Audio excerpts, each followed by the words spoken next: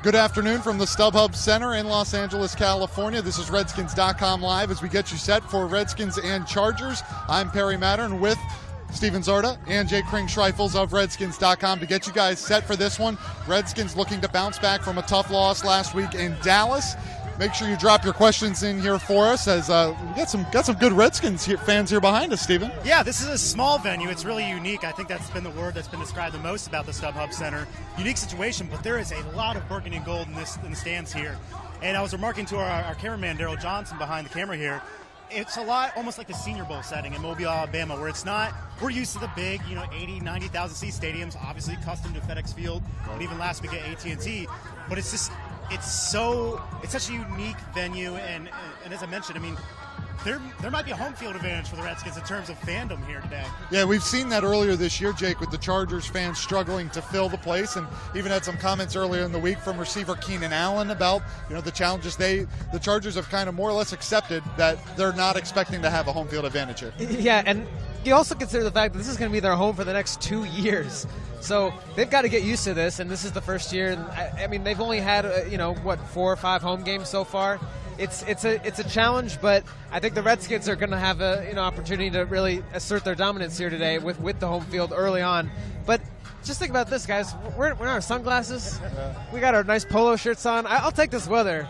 I hope it doesn't lead to any lackadaisical play early on. But as just being out here, it'd be tough to get the energy up. I mean, just consider last week we're in Dallas. The intensity, the atmosphere of that place, a little bit different today. Yeah, well, has had a lot of success on the West Coast, have the Redskins this year, Steven. You look at, as Rashad Breeland just saved us from a football there. A lot of success on the West Coast, having defeated the Rams. That win continues to look better and better as the year goes on. And, of course, the win in Seattle, at which they've played extremely well since. And there's something about this team, when adversity strikes, they play well, especially away from home.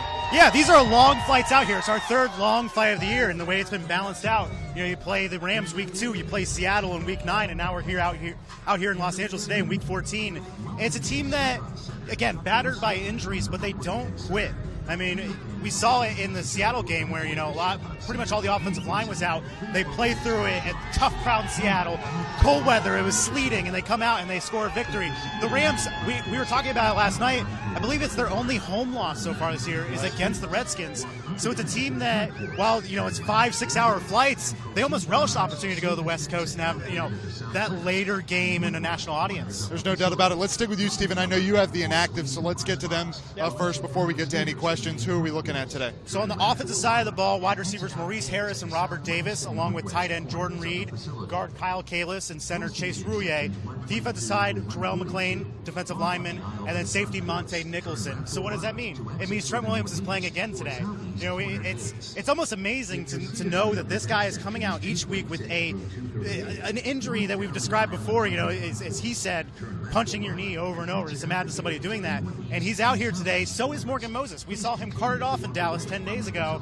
Came to practice this week, had ankles taped up, very heavily taped up, but he's going to give it a go today as well.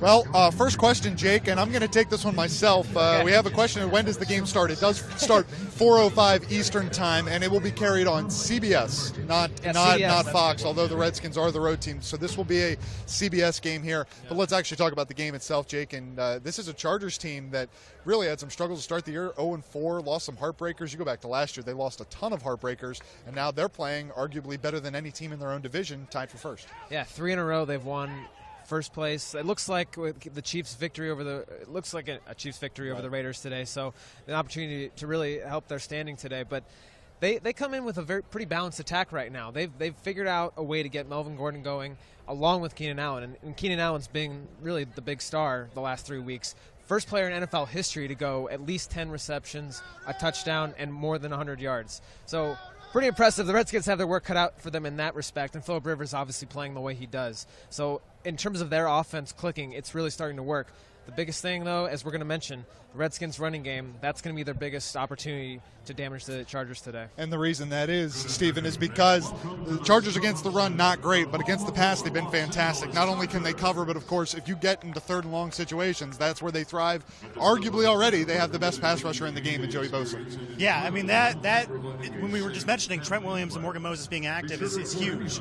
I mean, between Joey Bosa and Melvin Ingram, they both have, double-digit sacks. They have 5 forced fumbles combined between the two of them. And, fans might not see a lot of them in terms of just because they're out here in L.A., they're the smaller team in comparison to the Rams. But those 2 first-round picks, I mean, they can cause serious damage. We saw, Joey Bosa sat out most of training camp last year, came in, and it just was immediately like playing like a 5-6 year veteran. So they want to keep Kirk Cousins upright. I mean, last week it was a tough outing against Dallas. Kirk was pressured throughout the game, and you would hope with Trent Williams and Morgan Moses there, it'll at least give Kirk a little more time if those guys are coming in an onslaught. Jake, I don't want to put you too much on the spot, but Jimmy Williams on Facebook, a question: what's the over/under on the number of Cousins TDs? I'll actually set it for you and put it at 1.5. But this is Kirk actually mentioned the stat this week in his own presser. He knew it, that the Chargers have intercepted more balls than touchdowns they've allowed this year. 13 interceptions to just 10 touchdowns. Yeah. Well, hey, I'll be an optimist for Samaje Perine. I'll say under, but Samaje Perine gets in the end zone at least a couple times. I think that's really the biggest key again, is you establish that run early, because, look, against the Cowboys last week, he had the injury that offset some of that, but they just couldn't get the offense clicking because they started out slow.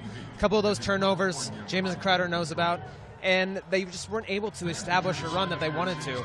So you come out early and you're able to do that. You cut down on the turnovers. Then it really sets up the way that Samaje Perine can run.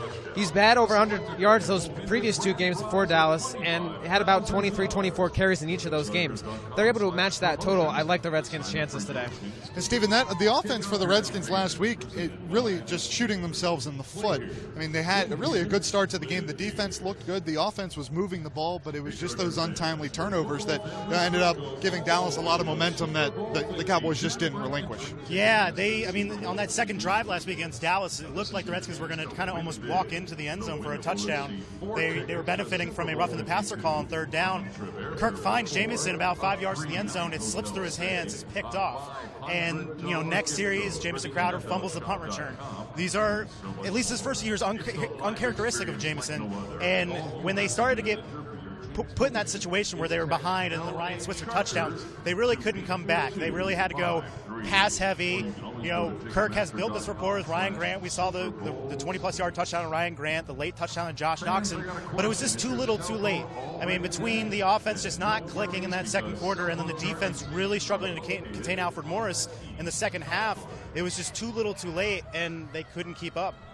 Well, Jake, you look at Samaje Perine, and you talked about this being a potential big game for him, but you look at these final 4 weeks, and you don't know what's going to happen when it comes to the running back position next year, but he's really been pretty impressive in his time that he's been out on the field. You look at that Giants game, he really stood out, and a couple games before that as well. Yeah, I mean, you always look at, especially for a rookie, look at Rob Kelly. He took advantage of his opportunity last year, was able to carry that over into training camp, and was the starting running back. You almost start to think, well, maybe Samaje Perine can do that. And it's been tough because I think Redskins fans really want somebody they can trust will be the starting running back for the long run here. They haven't had that dynamic guy they've gotten in the first round. They haven't really found that yet. But they've had some guys that have shown that they can run really late and hard into the season. And both Perine and Kelly are those kind of backs. I think Perine only benefits now in the last stretch of this season. He's a hard runner. He's figured out patience-wise how to run, and I think the biggest thing is that he's finally getting the carries to do that. I mean, this was a guy that carried the load for Oklahoma, and now that he's been given the trust and responsibility to carry this running backs group, especially a very young one with Byron Marshall, LaShawn Daniels, I mean, these are guys that are not the veterans that you would expect the running backs or the Redskins to have. So he's been able to carry the load, and I think that's only helped him in terms of getting confidence as you go into this rest of the season. We talked about Phillip Rivers having, a good, really, the last month he's really started to get going. And, of course, that goes for Keenan Allen as well. And they like to line him up all over the place. What do you see from the Redskins, Stephen, as they're going to try to slow him down? It seems like it starts with him, and then you have the other guys kind of fill in as necessary. Yeah, they target Keenan Keenan Allen so often, and really these last 3 games, it's been something we've never seen in the league before, as Jake mentioned. And the thing about Phillip Rivers, he has 7 interceptions coming into the year. 6 of them are in losses. So he's not necessarily throwing the ball, turning it over at some of the rates he did in previous years.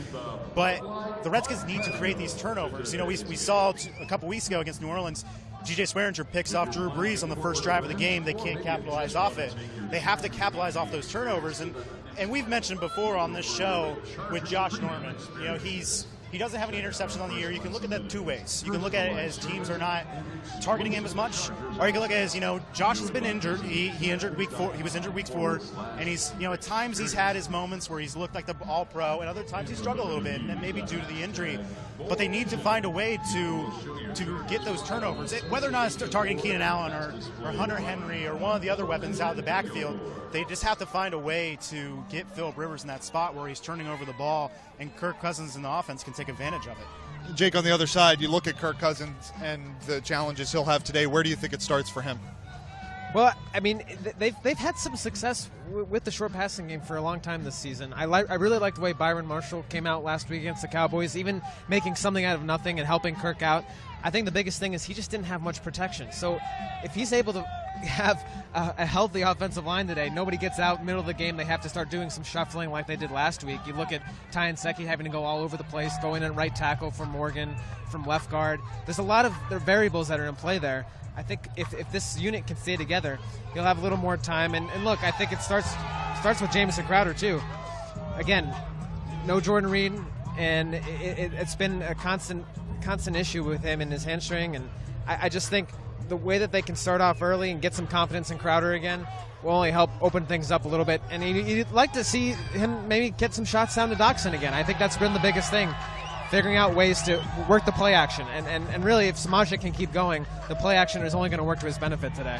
Stephen, it's not mathematically impossible for the Redskins to make the playoffs. However, the writing is on the wall, and I thought DJ Swearinger had some good quotes this week about what this team has to play for here down the stretch. It's been a disappointing last few weeks, but I think it's been not just positive to see the way they've looked at it, but also the way DJ has kind of handled his role as a leader throughout this. Yeah, he talked about pride. You got 4 games left. The season doesn't end after 12 games. It ends after 16 games, and it's pride for them. You got to go out and end the season on a high note.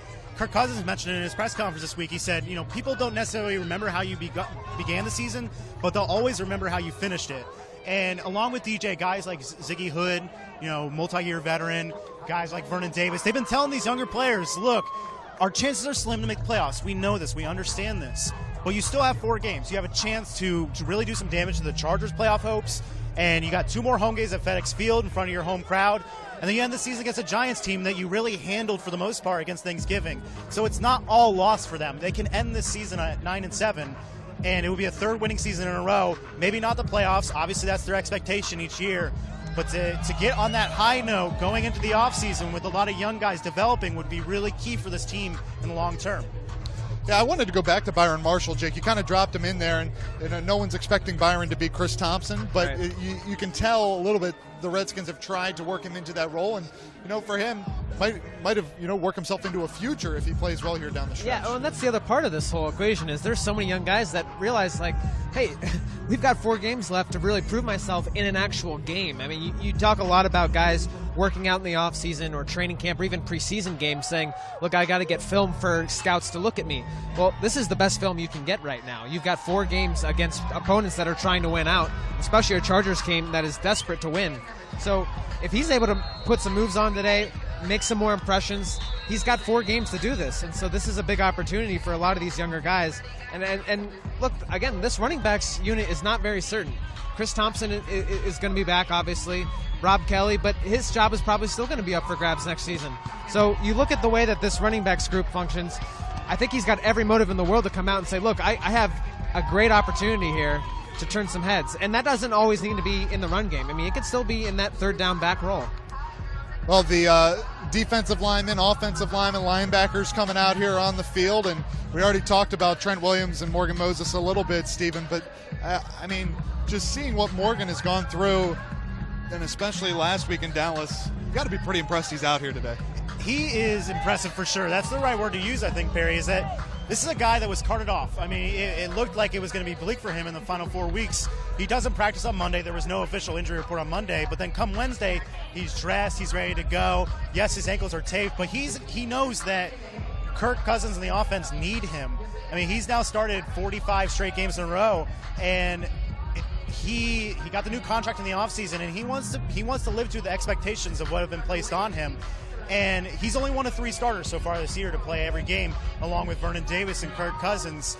And one of the things, too, is that when you have Morgan Moses and Trent Williams, will we see Ty Nsekhe at guard again today? You know, they've been trying to experiment with it in the weeks past. They didn't really have a chance to do it against the Cowboys. It was 16 plays before Morgan Moses came out. They had to shift Ty over to right tackle, which he hadn't played for the Redskins before. Then he had to play a snap at left tackle when Trent Williams came out for one play. Then they moved him back to right tackle. So over these final 4 games, as you mentioned, Jake, with evaluation, they want to see if Ty Nsekhe can be that swing tackle and maybe a guard as well. So, having those 2 guys healthy at the tackle position will go a long way in seeing what this team has for 2018. Redskins in the white on burgundy here today, and I'm pretty sure they've had a decent amount of success in these uniforms, Jake. Yeah, the road games, I mean, again, we talked about the West Coast trips, and they do, I mean, they play up to every big game that they've had in these jerseys for the most part. I mean, Monday night against the Eagles, probably one of the rare exceptions. And then even look at that Kansas City game going back to week 4. They played really well. I don't know if you have some more insight into jersey and stats, but I don't have any on me at the moment. But yeah, you're right. I mean, a lot of the fans like it though. Yeah. Well, the Chargers is only going to add to what has been an incredible schedule, Stephen. And now down the stretch, you look at the final 3 weeks: Arizona, Denver, and the Giants, all with losing records, but the Chargers playing arguably better than anyone right now, and of course the Redskins catch them right now just to keep a tough schedule going. But you got to admire the way that they've continued to come back. I think Jay Gruden has really been pleased with the character of the team throughout the season. Yeah, if you looked at the first 4 weeks and the Chargers were 0-4, it was almost going to be like, oh, that game's, maybe it'll be a little easier on them. Then the Chargers are entering this game on a 3-game winning streak. They're 6-6, right in the heat of the AFC West. And this team with injuries, Jay Gruden has said that's not an excuse for this team. Guys across the NFL are getting injured each week. It's the nature of the business, but they continue to fight. I mean, you look at the Saints game, obviously late, they give it a lot of points, but Seattle, Kansas City, even Philadelphia the second go-around, they fight and they fight and they fight, and that's what they want to see from this team. They don't want to see them roll over, and they haven't, and they want to really translate that over the final 3 weeks. Arizona, Denver, and New York, 3 teams that don't have winning records. You could say on paper it's an easier schedule, but again, they can't take any team lightly, and they're not going to. Jake, you've talked about Samaje Perine as something you want to watch, but what else are you looking for key today for the Redskins? Maybe not a key, but just a matchup on both sides. Well, I think it's got to be the defensive line starting to get some pressure. I mean, they really struggled with that last week against the Cowboys because Alfred Morris ran the ball so well. They got really hardly any push. And look, the Cowboys didn't even really pass that much. I think today you look at the fact that Phillip Rivers has only been sacked twice in the last 3 games, and they've all been in victories, of course.